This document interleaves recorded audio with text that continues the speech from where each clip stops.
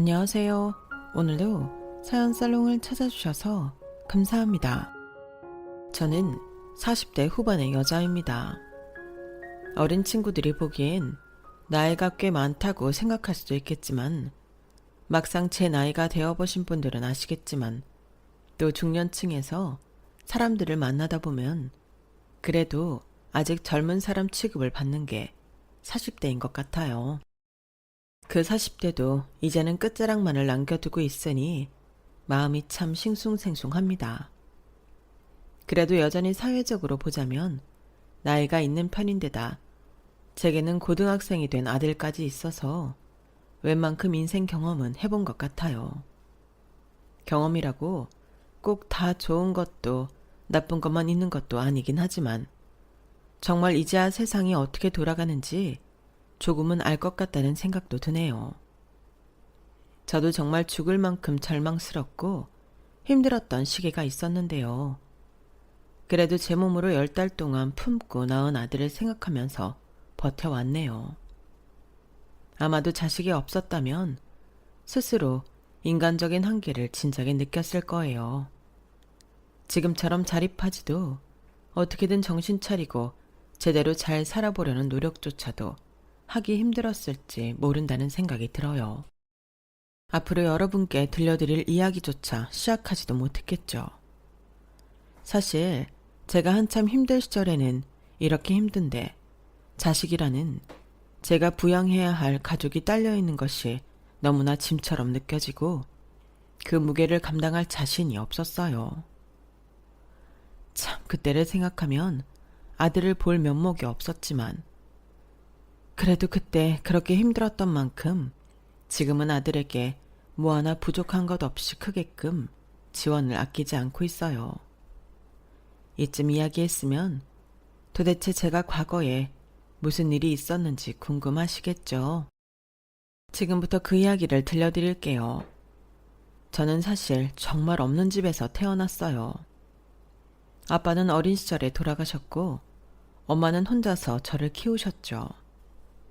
저희 부모님 세대에는 지금처럼 여성들이 자리를 잡고 일하던 시대가 아니라서 엄마께서는 정말 일자리를 힘들게 구하셨다고 해요. 그조차도 제가 너무 어릴 때라 마냥 조부모님께 저를 맡겨만 둘 수도 없다는 생각에 육아를 병행할 만한 일을 찾느라 지금으로 치면 단기 계약직이나 파트타임 아르바이트 같은 일들을 전전하셨어야 했죠. 그래서 저는 자라온 환경상 어쩔 수 없이 조금 외로웠고 경제적으로는 풍족한 지원을 받지 못하고 컸어요. 가끔 형제 있는 친구들이 부럽다가도 아니야, 지금도 이렇게 힘든데 형제까지 있었으면 더 가난했을 거야 라는 생각까지 했을 정도로 가난은 저와 엄마를 힘들게 했었죠. 옷이나 신발, 물건들조차 사촌들에게 물려받을 수 있는 대로 다 물려받아서 입고 다녔어요. 그러다 보니 행색이 행색인지라 그 시절에는 누구 하나 특출나게 잘 사는 집안이 그리 많지 않았음에도 저와 대놓고 친구를 하는 건 다들 꺼려했던 것 같아요. 저를 불쌍하게 여기는 시선이라든가 눈이 마주치면 불편한 듯 바로 시선이 옮겨지는 건 어느 순간부터 당연해졌어요.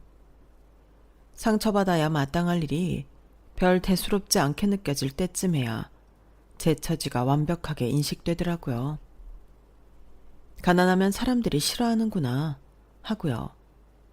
그래서 저는 친구 사귀는 걸 일찌감치 포기했어요. 사실 어릴 때는 친구랑 잘 지내는 것이 인생의 전부인데 그 예민한 나이에도 친구 사귀는 걸 포기한다는 생각을 했다는 것 자체가 정말 절망스러운 상황이었죠. 그러던 어느 날 정말 꿈 같은 일이 생겼어요. 저희 학교에서 가장 예쁘고 부잣집 딸이라고 소문난 소영이라는 친구가 있었어요. 모두 그 애랑 친해지고 싶어 했는데 그 애랑 어쩌다 보니 짝이 된 거예요. 아니나 다를까 반 애들은 저랑 짝이 된 소영이를 안타까워하는 척 환심을 사려고 애를 쓰더라고요. 어떻게 소영아, 내가 선생님한테 말해서 짝 바꿔줄까? 네가 지선이랑 무슨 짝이야. 너무 안 어울린다. 지금 생각하면 말 같지도 않은 소리를 해서라도 애들은 소영이랑 친해지고 싶어 하는 것 같았어요. 어른의 눈으로 애들을 볼 땐 애들이 세상 물정 모르고 순진한 것 같아도 사실 그 시절에 내가 어땠는지를 돌이켜보면 금방 생각이 날 거예요. 애들은 소영이가 입고 오는 비싸고 예쁜 옷, 친하게 지내는 애들한테 나눠주는 비싸고 맛있는 간식들, 예쁜 머리핀이나 고급 필기구 같은 걸 동경하며 그 애와 친하게 지내고 싶어 했죠. 물론 그 애의 인기에는 그런 물질적인 것 외에도 경제적인 어려움을 겪고 자라지 않아 맑고 밝은 성격도 한몫했어요. 솔직히 몇 살이나 먹었다고 그 나이에 사람 보는 눈이 뛰어날 리도 없고 아이들 보는 눈이 다 거기서 거기인데 저도 당연히 소영이랑 친해지고 싶은 마음은 있었죠. 하지만 그 애와 제 사이에는 차마 넘볼 수도 없는 벽이 존재하는 것 같았어요. 그런데 그 아이의 한마디로 인해 제 인생이 조금 바뀌기 시작했어요. 얘들아 왜 그래? 지선이랑도 사이좋게 지내자. 처음에는 가식이라고만 생각했는데 소영이는 정말로 저에게 잘해주기 시작했어요. 지선아, 이런 말을 하면 네가 상처받을 수도 있겠지만 그런 옷이랑 신발을 신으면 애들이 무시하기가 쉬워. 우리 집에 내가 잘 안 신은 새 신발이나 새 옷들이 많거든? 너가 좋다면 좀 나눠줄게. 그래도 되는 거야? 엄마 아빠가 사준 거 아니야? 괜찮아. 나는 안 쓰는 것들이니까 오히려 친구 선물로 준다고 하면 좋아하실걸? 저는 그렇게 그 애가 안 쓰는 물건들을 받아 쓰게 됐어요. 다 하나같이 새 것에 가까운 것들이고 저희 집 형편에는 꿈도 못 꿀 좋은 물건들이라 저를 바라보는 친구들의 눈빛도 달라지기 시작했죠. 쟤 소영이랑 다니더니 좀 달라진 것 같지 않아? 그러게, 옛날에 그 지선이가 아니네. 처음에는 질투나 경계의 눈빛으로 바라보던 아이들이 점점 저에게도 손을 내밀기 시작했고 그렇게 저는 소영이 덕에 남들이랑 크게 다르지 않은 학창시절을 보낼 수 있게 됐어요. 그게 다 그 친구 덕분이라고 생각하니 남들과 있을 때는 떳떳해도 그 친구와 단둘이 있을 때는 이상하게 비위를 다 맞추게 되고 완전한 을처럼 굴게 되더라고요. 그의 말 한마디면 다시 옛날로 돌아갈 것만 같았거든요. 정말 미숙한 생각이었지만 그땐 그게 저에게 정말 중요한 문제였어요. 다시는 가난하고 볼품없는 데다 친구마저 없던 시절로 돌아가고 싶지 않았거든요. 어떻게든 변덕스러운 지 기분을 다 맞춰주는 저를 소영이는 무척 마음에 들어 했어요. 한참 사춘기인 감수성 예민하고 감정기복 심한 친구를 맞춰주느라 저는 제 사춘기는 온 줄도 모르고 지나가 버렸고 정신 차려보니 학창시절은 끝나 있었어요. 학교를 졸업하면 자연스럽게 소영이와의 관계도 끝날 것 같았는데 이상하게 소영이는 계속 저를 찾더라고요. 그러다 보니 우정은 성인이 되어서도 쭉 이어졌어요. 20살이 되고 처음으로 단 둘이서 술을 먹던 날 용기 내서 물어볼 정도로 그 이유가 궁금했죠. 근데 소영아, 너는 왜 나를 좋아해? 난 너한테 받기만 하는데. 그거야 네가 날 좋아해주니까 그렇지. 나도 네가 좋아. 나야 그렇다 쳐도 널 좋아하는 친구는 나 아니어도 많잖아. 걔는 필요 없어. 나는 네가 좋은 거야. 좋은데 이유 있어? 좋은데 이유 없다는 말은 참 흔한 말이지만 그 말만큼 이해 안 가는 말도 없더라고요. 좋은데 이유가 없으면 왜 세상 사람들이 누군가는 좋아하고 또 누군가는 싫어하겠어요. 하지만 제가 낼 수 있는 용기는 거기까지였어요. 혹여나 우정의 흠집이라도 갈까봐 차마 그 이상 따져 물을 엄두까지는 안 났거든요. 그렇게 찜찜하게 이야기를 마친 후 당연히 대학이 갈라지면서 소영이와 함께할 수 있는 물리적인 시간은 줄었지만 이상하게도 소영이는 그럴수록 제게 더 집착했어요. 대학에 가서도 인기가 없을 애는 아니니 저한테 보이는 애정이 집착이라는 건 단순히 제 착각이고 오만일 거라고 생각했지만 아무리 생각해도 소영이가 제게 보이는 애정은 우정, 그 이상의 무언가였어요. 저에 대해 아주 사소한 것도 알고 싶어 했고 일거수일투족을 공유하길 원했죠. 그러지 않으면 금방 토라지는 성격 탓에 저는 어쩌다 실수로 이야기하지 않은 일이 있으면 쩔쩔매야만 했어요. 그때 그런 관계가 비정상적이라고 느끼지 않았던 건 학창시절 내내 소영이에게 빚을 졌다는 생각과 그 애가 아니었다면 제 인생이 꽤 외로웠을 거란 생각에 떠나지 않았기 때문이었던 것 같아요. 늘 고마운 마음과 미안한 마음이 공존해서 그 애의 부탁이라면 웬만한 건 다 들어주고 싶은 마음이었던 것 같아요. 가진 게 없는 제가 해줄 수 있는 거라고는 그것뿐이라고 생각했던 거죠. 대학에 가서 성인이 된 즐거움을 만끽하는 친구들도 있었지만 한 학기 한 학기가 다 학자금 대출로 남는 제게는 그렇게 즐길 여유가 없었어요. 덕분에 공부도 꽤 열심히 해서 취직도 그럭저럭 나쁘지 않은 곳에 하게 됐어요. 난 좋겠다. 벌써부터 일도 하고. 난 하고 싶은 게 없어서 큰일이야.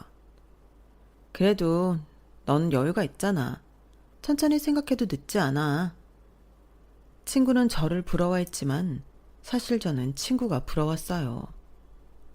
저는 갚아야 할 빚도 있었고 매일 치열하게 살아가는 데 비해 친구는 별로 걱정이 없어 보였거든요.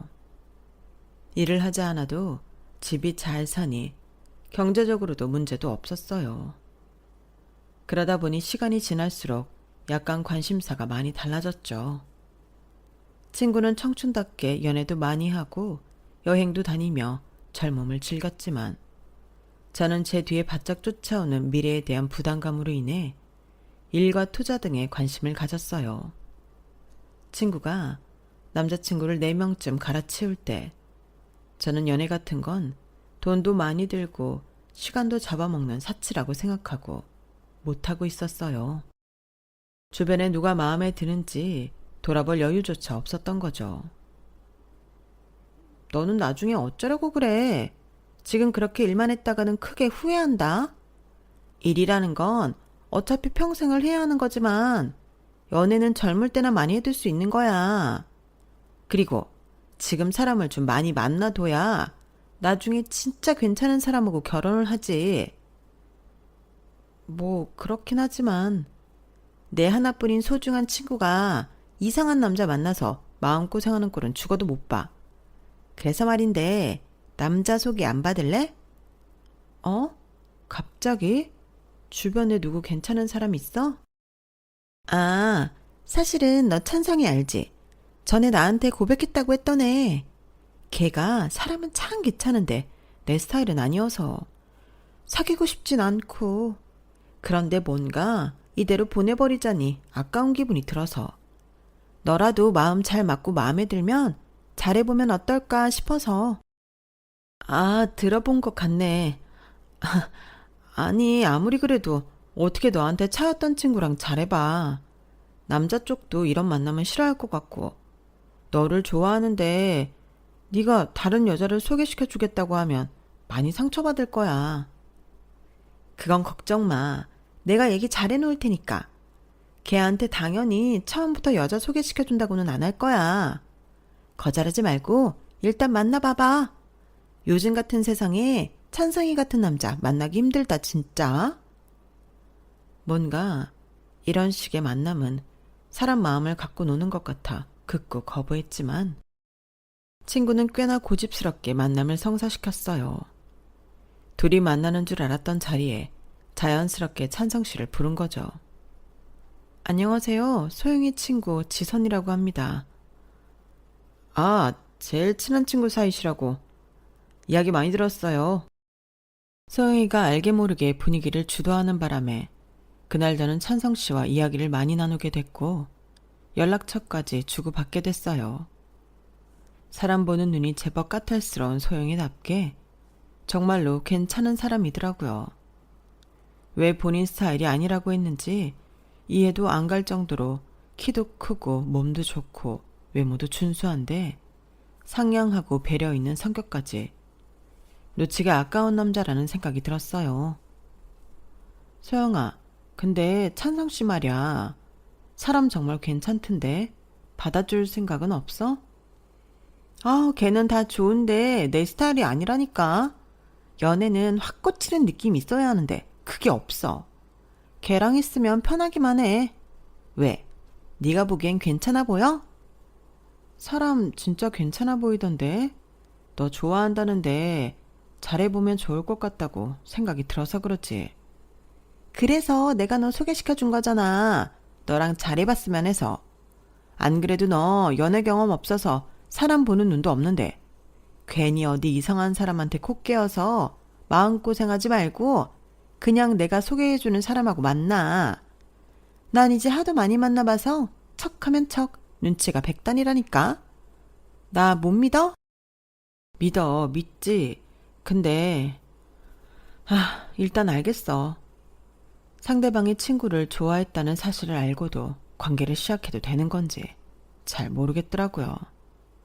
하지만 소영이는 어떻게 설득한 건지 찬성 씨가 어느 날부터인가 저에게 천천히 다가오고 있다는 게 느껴졌어요.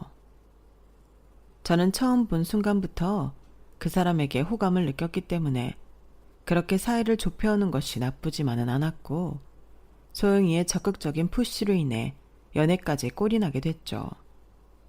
처음 연애를 시작했을 때는 이래서 사람들이 연애를 못해서 안달이었구나 싶을 만큼 너무 좋더라고요. 매일같이 설레고 벅차는 감정에 별 볼 일 없는 제가 꼭 로맨스 영화의 주인공이라도 된 것 같았어요. 찬성 씨랑은 성격도 잘 맞아서 생각보다 오래 사귀게 됐어요. 설렘에서 시작된 관계지만 둘 다 무난한 성격에 모난 구석도 없다 보니 장기 연애로 이어졌죠. 처음 시작한 연애였지만 흠잡을 데 없이 완벽했어요. 유일한 문제는 여전히 저희 사이에는 소영이라는 존재가 있었다는 거였죠. 니네 싸웠어? 전화하니까 찬성이 기분이 별로 안 좋아 보이던데? 별거 아니야. 걔가 뭐라 해? 아니, 그건 아닌데 그냥 혹시나 싸웠으면 내가 화해시켜줄까 해서. 화해는 무슨.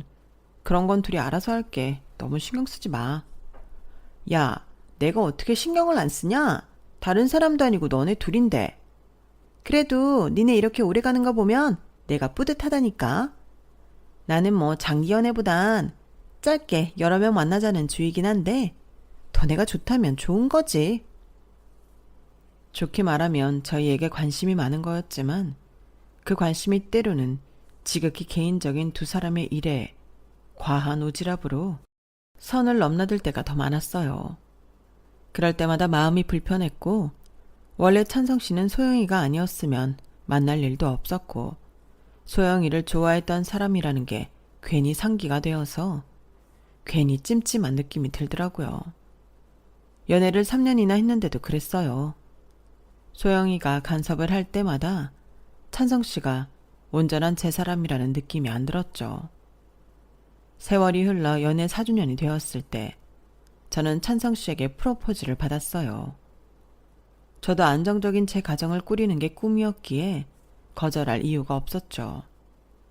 저희가 결혼 소식을 전하자 소영이는 살짝 당황하는 기색을 보였어요.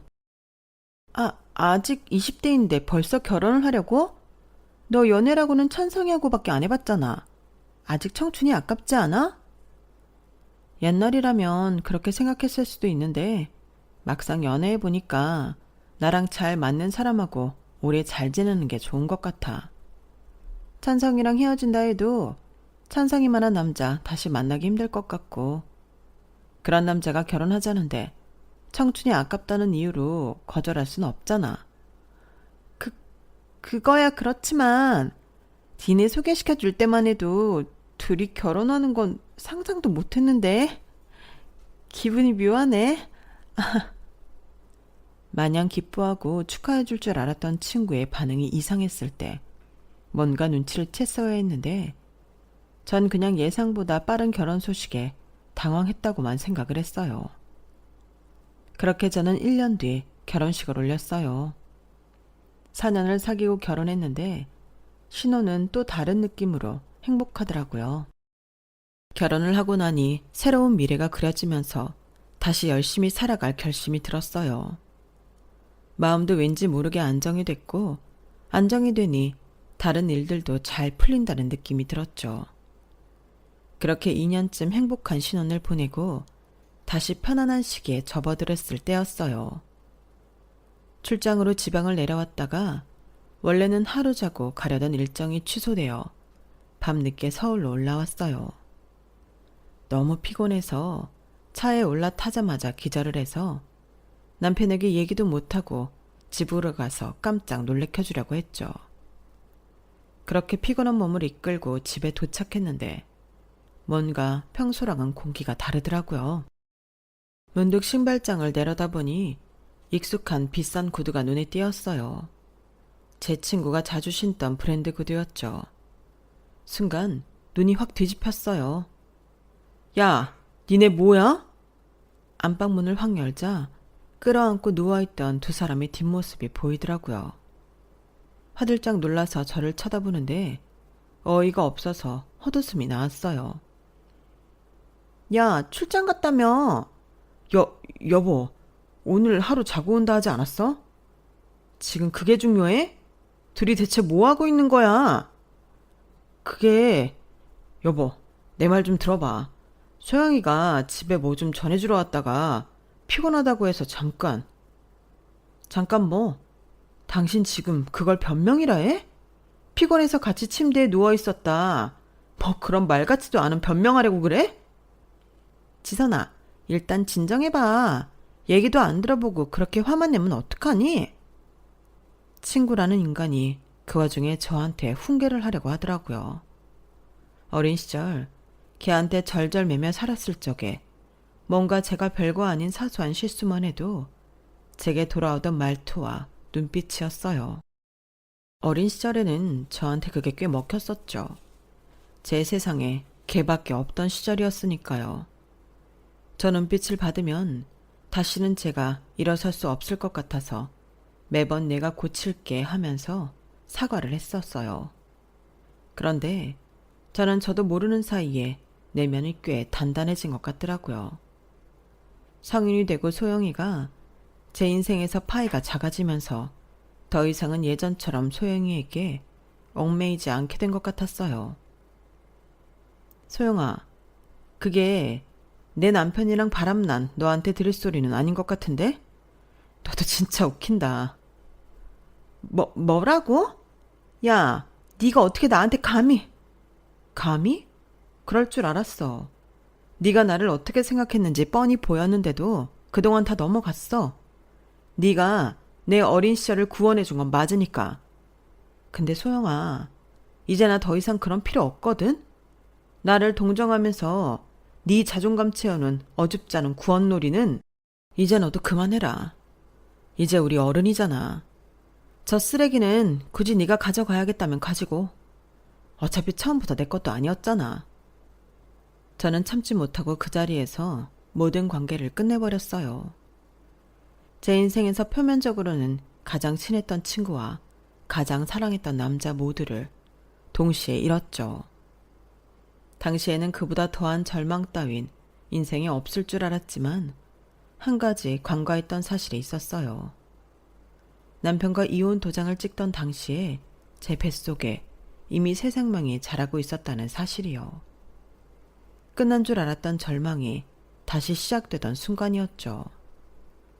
아이를 지울까 수천 번도 더 고민했지만 병원에서는 지우기에는 아이가 너무 자랐다고 하더라고요.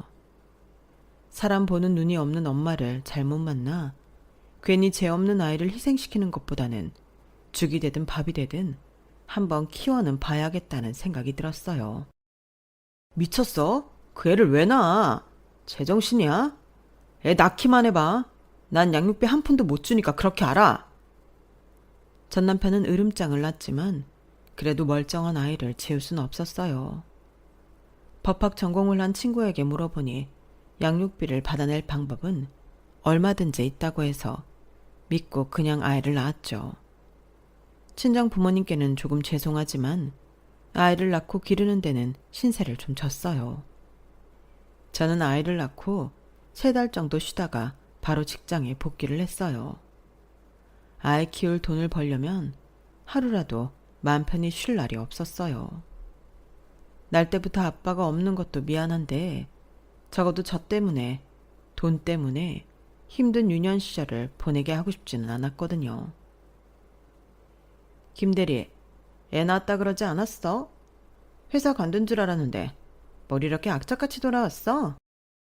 회사에서는 저와 입사 동기였던 대리가 어느새 과장으로 승진해 있더라고요.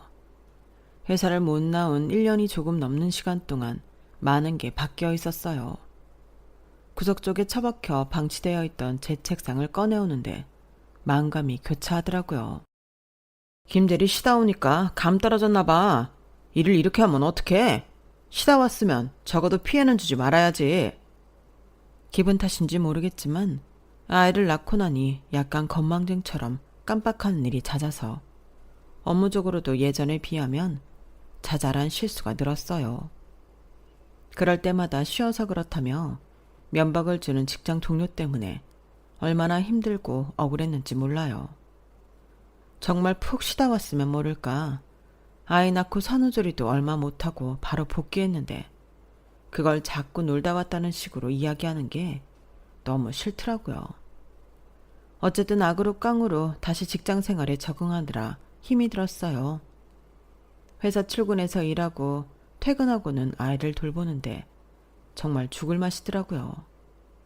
그나마도 낮에 아이를 봐주시는 친정 부모님이 안 계셨다면 정말 못할 짓이었을 거예요. 그렇게 정신없고 바쁘게 사는 와중에도 제가 정신 놓지 말아야겠다고 결심한 건 전 남편의 재혼 소식 때문이었어요. 실수인지는 몰라도 제 핸드폰으로 모바일 청첩장이 떡하니 날아오더라고요. 사진 속 주인공은 제 친구였어요. 둘이 환하게 웃고 있는 사진을 보는데 그 옆자리에 제 결혼 모습이 겹쳐서 순간 소름 끼치게 싫더라고요. 결혼식에 찾아가서 깽판이라도 칠까 수십 번도 더 생각했지만 그럴 시간도 여유도 없어서 그 날짜는 그냥 넘어갔어요. 그리고 나서도 뭔가 제대로 복수를 못했다는 생각에 며칠 동안 찜찜하더라고요. 괴로움에 몇 날 며칠 몸부림치다가 그냥 제가 잘 사는 게 복수다 그런 생각을 했어요. 어떻게든 일에서도 인정받고 야무지게 재산도 늘려서 자식을 잘 키워보자는 생각밖엔 안 들더라고요. 인생 전체를 통틀어서 그때처럼 악에 받쳐있을 때는 없었을 거예요. 그때쯤에 제 인생의 귀인을 만났죠. 선배, 오랜만이에요. 그동안 잘 지내셨어요? 우연히 대학 시절 친하게 지냈던 후배와 연락이 닿았는데 다니고 있는 직장이 저희 회사 근처라고 해서 점심시간에 짬을 내서 만나게 됐어요. 워낙에 예뻐하던 친구라 너무 반가웠는데 뭔가 학창시절과는 다른 아우라가 뿜어져 나오더라고요. 뭐야, 너 너무 멋있어졌다. 이런 말 해도 되나 모르겠는데 좀 벌었나 봐. 진짜요? 뭐 선배가 그렇게 말씀하신다면 딱히 숨길 것도 없죠. 저 부동산 투자를 좀 했거든요. 근데 소질이 좀 있나 봐요. 그걸로 꽤 벌었어요. 어머, 진짜? 나도 관심이 있긴 한데 할 줄을 몰라서 나도 좀 가르쳐주면 안 돼? 마침 부동산 투자에는 저도 관심이 있어서 틈틈이 공부하고 있던 터라 후배의 말에 귀가 솔깃하더라고요. 얼마든지 알려드릴 수는 있는데 그럼 저한테 시간 좀 내주셔야 되는데 괜찮으시겠어요? 아, 내가 애가 있어서 퇴근 후에는 좀 힘들고 점심시간에만 될 것 같은데 그래도 괜찮아? 네, 아니면 제가 집 근처로 갈게요. 선배네 아기도 보고 싶어요. 그렇게 속성 과외가 시작됐어요. 그러는 동안 저희 집 근처로 놀러온 후배에게 저희 아들도 몇 번 보여주고 예전보다 더 가까운 사이가 됐죠. 선배, 근데 혼자서 아이 키우는데 외롭진 않으세요? 부모님이 도와주시니까 괜찮긴 한데 가끔 외롭긴 하지. 남들은 남편이랑 같이 아이 보고 있지 않을까 생각하면 좀 서러울 때도 있어. 학교 다니실 때도 워낙 그분이랑 친하셔서 그런 일이 있었을 거라고는 상상도 못했어요. 정말 나쁜 사람이네요. 네가 소영이를 기억할 줄은 몰랐는데 별걸 다 기억하네. 그래도 요즘은 너 만나서 옛날 이야기도 하고 우리 아들도 예뻐해주니까 외로울 틈이 없는 것 같아. 고마워. 당연히 기억하죠. 저 선배 좋아했잖아요. 어? 모르셨어요? 저는 다 알고 계신 줄 알았는데. 저 학교 다닐 때 선배 좋아했어요. 그땐 왜 그렇게 용기가 없었는지 선배 옆에 붙어서 다니는 게 고작이었는데 고백하려고 용기 내려고 보니 선배한테 그 남자가 생겼더라고요. 그러다가 어느 날 갑자기 휙 결혼해버리셔서 제가 얼마나 속상했는지 몰라요. 민성아. 그래서 말인데요. 솔직히 저 지금 기회가 온 것 같거든요. 저랑 만나보실래요? 아니, 그게 싫으세요? 생각지도 못한 후배의 고백에 순간 너무 머릿속이 복잡하더라고요. 사실은 학교 다닐 때도 성격이 너무 잘 맞아서 친하게 지냈던 친구고 과 여자애들한테도 인기가 많을 만큼 괜찮은 친구였어요. 저를 좋아했을 거라고 상상도 못했지만 만약 알았더라면 안 만나볼 이유가 없는 사람이었어요. 하지만 아무리 그때 저를 좋아했다고 한들 저는 이혼녀인데다 아들까지 딸린 몸이라 염치 없이 그 고백을 받아주기가 힘들더라고요. 싫은 게 아니라 나는 이혼했고 애까지 있잖아. 나랑 만나면 네가 힘들어져. 너 인기도 많은데 나 같은 조건 여자 말고 훨씬 좋은 사람 만날 수 있잖아. 조건이 뭐가 중요해요. 이제야 선배 곁에 있을 수 있게 됐는데 제가 싫은 게 아니라면 기회를 한번 주세요. 진짜 잘할게요. 네? 이래도 되나 싶은 마음이 수백 번 스쳤지만 저는 결국 후배와 만나보기로 했어요. 저도 사람인지라 일에 치이고 육아에 치이는 와중에 기댈 사람이 너무 간절하게 필요했던 것 같아요. 후배는 그 역할을 정말 충실하게 해줬어요. 피곤할 텐데도 매번 집에 들러서 육아도 같이 해줬고 힘들 때는 기대 쉴 수 있는 나무 같은 사람이 되어줬죠. 나랑 있으면 그 흔한 데이트도 잘 못하고 이렇게 같이 애만 보고 있는데도 괜찮아? 걱정이 되어 물어보면 정말 온화하고 따뜻한 웃음으로 저를 봐줬어요. 이러고 있을 수 있다는 게 얼마나 저한테 행운인지 선배는 모를 거예요. 그렇게 말을 해주는 사람인데 제가 어떻게 안 좋아할 수가 있었을까요? 이혼을 하고 다시는 남자를 믿지도 좋아하지도 못할 거라고 생각했던 건 제 오산이었어요. 차라리 진작에 만나봤다면 제 인생이 이렇게까지 꼬이진 않았을까 싶을 정도로 너무 행복하더라고요. 육아 사이사이에 틈틈이 연애도 하면서 후배가 기뜸해준 대로 대출을 땡겨서 부동산 투자도 몇 채 했어요. 작은 오피스텔로 시작해서 꽤 쏠쏠한 돈을 벌었고 그렇게 번 돈으로 집 크기를 키워나갔죠. 그러는 동안 부동산 사장님들과도 친해졌고 어엿한 부동산 임대업자가 되었어요. 후배를 만난 뒤론 일이 너무 잘 풀려서 사람을 잘 만나야 인생이 잘 풀린다는 말이 뭔지 알 것 같더라고요. 선배, 땡땡 아파트 아시죠? 거기가 위치랑 교통 다 좋은데 많이 낡았잖아요. 조금 있으면 재개발 할 거라는 소문이 돌아서 미리 집을 봐서 사두면 좋을 것 같은데 한번 알아보실래요? 알겠어. 내가 한번 보러 다녀올게. 후배가 이야기해서 집값이 안 뛴 적이 없었기 때문에 저는 흔쾌히 집을 보러 나섰어요. 원래는 집 보러 갈 때 행색이 너무 초라하면 은근히 무시하는 눈빛을 받을 수 있어서 어느 정도 꾸미고 가는데, 그날은 약속했던 시간쯤에 아이가 아파 병원에 들렀다가 급하게 나가게 되어서 좀 몰골이 초라한 채로 갔어요. 제가 좀 늦었죠. 죄송해요. 아닙니다. 어서 가시죠. 사람들이 잘 모르는 소식이었는지 그 아파트는 낡을 대로 낡아서 집이 잘 안 나간다고 하더라고요. 요즘에는 많이 없어진 복도가 긴 아파트라 옛날 신혼적 생각도 나고 기분이 참 이상하더라고요. 그런데 원수는 외나무다리에서 만난다더니 그 복도에서 딱 전 남편과 상간녀를 마주쳐버린 거예요.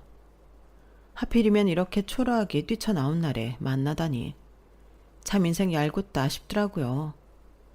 부동산 사장님께서는 깔끔하게 차려입으신 터라 더 비교가 되었을 것 같아 얼굴이 화끈거리더라고요. 아니 이게 누구야? 지선이 아냐? 너 잘 살고 있었어? 애 낳아서 혼자 키우고 있다더니 많이 힘든가 보네? 몰골이 이게 뭐야? 당신이 왜 여기 있어? 설마 이쪽으로 이사라도 와? 여보, 제 행색을 봐. 무슨 이사는 이사야. 여기도 낡아서 그렇지 은근 집값 비싸. 보다마나 어디 집 청소나 하러 왔겠지. 저를 대놓고 꼽주는 두 사람 사이에서 부동산 사장님은 난처한 얼굴을 하시더라고요. 사장님, 아시는 분들이세요? 네? 아, 네. 뭐 그냥요. 너무 감사하게도 그 둘을 딱 보면서 제게 호칭을 불러주시는 사장님 덕분에 체면이 좀 섰어요. 아니나 다를까 그 사장님 소리에 둘은 좀 놀랐는지 자기들끼리 쑥덕거리더라고요. 사장님? 무슨 사장님? 쟤 뭐 어디 장사라도 시작했어? 단 모르지. 나도 소식 끊긴 지 오래였는데. 여기 909호입니다. 일 보시죠. 저는 그 둘을 지나쳐서 보기로 한 집 초인종을 눌렀어요. 그런데 그 둘이 갑자기 저희 쪽으로 뛰어오더라고요. 뭐 하는 거야? 여긴 왜 눌러? 나 이 집 보러 왔는데 니네가 무슨 상관이야? 뭐? 집을 보러 왔다고? 여기 우리 집인데? 맞아. 오늘 집 보러 온다고 했었어. 그게 당신이었어? 여기 사시는 분들이세요? 얼른 열어주세요. 빨리 집 보여드리고 가게. 부동산 사장님도 짜증이 난 듯 재촉을 하시더라고요. 둘은 쭈뼛거리면서 싫은 티를 내더니 마지못해 문을 열어줬어요. 집에 들어갔는데 정말 개판이더라고요. 둘은 몸치장만 그럴듯하게 하고 살림하는 사람은 없는 건지 집골이 말이 아니어서 사고 싶은 마음이 싹 사라졌어요. 더 볼 것도 없겠네요. 저 이 집은 계약 안 할래요. 그런데 제가 그 말을 하는 순간 상간녀의 표정이 안도로 바뀌는 걸 봐버렸어요. 그걸 보니 뭔가 낌새가 이상하더라고요. 일부러 집을 인위적으로 엉망으로 보이게 만든 건가 하는 생각이 스쳤어요. 그래서 금방 마음을 바꿨죠. 아니다. 그냥 계약할게요. 제가 이 집 사죠. 네? 정말요? 부동산 사장님도 이건 아니다 싶었는지 제가 말을 바꾸니 깜짝 놀라시더라고요. 동시에 전 남편과 상간녀 눈이 초조해지는 걸 봤어요. 무슨 사정인지 몰라도 제가 그 집을 사는 게 둘에게 안 좋은 일이라는 것만큼은 똑똑히 알겠더라고요. 저기 지선아, 내가 이 집 오래 살아봐서 아는데 이런 집 사서 좋을 거 없어. 너 내가 옛장으로 그나마 얘기해주는 거다? 너 이 집 사면 엄청 후회할걸? 낡아서 맨날 집값 떨어지는 곳인데 뭐하러 사? 그래. 같은 값에 살 거면 더 괜찮은 아파트도 많은데 뭐 이런 집을 사. 애도 키워야 하잖아. 요즘 초등학생들도 아파트 어디 사는지 민감하다던데 좀 좋은 데 사지 그래. 어머, 지금 니네 내 걱정해주는 거야? 내가 몰골은 이래 보여도 니네 걱정받을 입장은 아닌 것 같은데. 어차피 실거주 목적도 아니고 투자 목적으로 사는 거니까 내 걱정은 하지 마. 아니, 그래도 이 집은 좀 아닌데? 왜 하필 여기야? 내 말 제대로 못 들었어? 투자 목적이라니까. 니네 사는 꼴 보니까 걱정은 오히려 내가 해줘야겠는데. 천년의 사랑인 양 바람까지 피워서 살면서 겨우 이 꼬라지로 사니? 이러려고 친한 친구 뒤통수 치고 같이 잘 살아보려던 아내 뒤통수 쳤어? 우리 지훈이도 제 아빠 이 꼴로 사는 걸 알면 울겠다. 울겠어. 뭐라고? 우린 너 위해서 말해준 건데 넌 겨우 이딴 식으로밖에 말 못해? 야, 나도 너랑 지낸 세월이 얼만데 눈치 백단이야. 난 네 표정만 봐도 네가 무슨 생각하는지 안다고. 내가 이 집 사면 입장이 퍽이나 난처해지나 본데 연기한다고 모를 것 같아? 나도 그동안 당하고만 살아서 좀 억울하거든. 니네한테 한 방 먹일 수 있다면 먹이고 싶어서 말이야. 니네가 아무리 사정해도 난 이 집 계약할 거니까 집 뺄 준비나 해. 야, 지선아, 그러지 말고 우리 말 좀 들어봐. 어? 집은 더 안 봐도 될 것 같아요. 가시죠, 사장님. 저를 뜯어 말리는 두 사람을 뒤로 하고 저는 다시 부동산으로 갔어요. 집주인이랑 통화를 해서 두 사람에 대해 알아보니 집이 워낙에 안 나가던 터라 두 사람은 냈던 전세금에서 월세를 싸게 깎아먹으면서 살고 있다고 하더라고요. 아마 나가게 되면 전세금도 못 돌려받고 이 정도 월세로 살 수 있는 곳이 얼마 없으니 나가기 싫어했던 걸로 보인다고 했어요. 분명 잘 살던 집애가 어쩌다 저렇게 된 건지 궁금하더라고요. 고등학교 때 친하게 지냈던 친구들 모임을 통해 알아보니 아버지 쪽이 도박을 해서 돈을 날려먹고 이혼을 했고 그나마 어머니 쪽은 재산이 좀 있으신데 걔가 제 남편과 바람이 나서 저희 가정을 파탄내고 결혼했다는 걸 알아서 한 푼도 지원을 안 해주셨다고 해요. 전 남편 쪽도 잘 사는 집안은 아니니 둘이 그렇게 궁색맞게 살고 있는 모양이었어요. 대뜸 저한테 청소일 하냐고 하더니 알고 보니 청소일은 본인이 하고 있더라고요. 친구들에게도 돈을 빌리러 연락을 한 모양이었지만 어린 시절 콧대 높던 걔를 기억하는 친구들은 나름대로 마음속에 쌓인 게 하나씩은 있었는지 도움 요청을 외면해서 이제는 연락이 끊긴 지 오래라고 하더라고요. 남의 남편 뺏어서 사는 애가 잘 살기 바라는 건 욕심이지. 우리도 걔가 너 전 남편이랑 결혼한다는 청첩장 보고 얼마나 기가 막혔는지 알아? 그래도 너한테 연락 한번 해보고 싶었는데 연락 안 하고 지낸 지 오래돼서 용기가 안 나더라고. 네가 이렇게 연락 주니까 참 좋다. 앞으로 자주 만나자, 지선아. 그 일로 걔는 친구들 사이에서도 평판이 안 좋아진 듯 했어요. 그렇게 제 옆에 붙어서 자존감 채우더니 잘못된 선택 한 번으로 가족이며 친구들에게 외면받는 인생이 참 한심하고 불쌍하더라고요. 보나마나 전 남편도 걔의 화려한 배경이나 콧대 높은 모습에 끌렸을 텐데 지금은 완전히 반대가 되어버렸으니 후회가 막심할 듯 싶네요. 그 이후로 전 남편은 아들 핑계로 저를 몇 번이고 만나고 싶어 했지만 칼같이 거절했어요.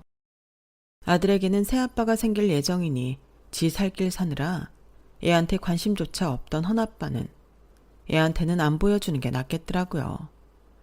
그러게 자기 아들도 못 보고 살 짓을 왜 하는지. 결국 인생이라는 게 길게 보면 다 되돌려 받는다는 말이 정말 맞는 것 같아요. 남의 것을 탐낸 인간들의 최후가 꼭 드라마 속 권선징악처럼 일어났다는 게 참 신기하기도 하면서 이게 바로 순리라는 생각도 드네요. 그동안 바보같이 살아왔나 스스로 자책도 많이 했는데 살아보니 제 자신에게 떳떳하게 사는 게 참 중요한 거라고 느껴지네요.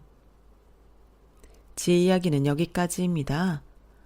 제 이야기 같이 해주셔서 감사하고요. 여러분의 일상이 항상 행복으로 가득하길 진심으로 바랍니다. 여러분, 사연 댓글에 응원과 현명한 조언 부탁드려요. 좋아요와 구독은 저에게 큰 힘이 됩니다. 오늘도 좋은 일 가득하세요.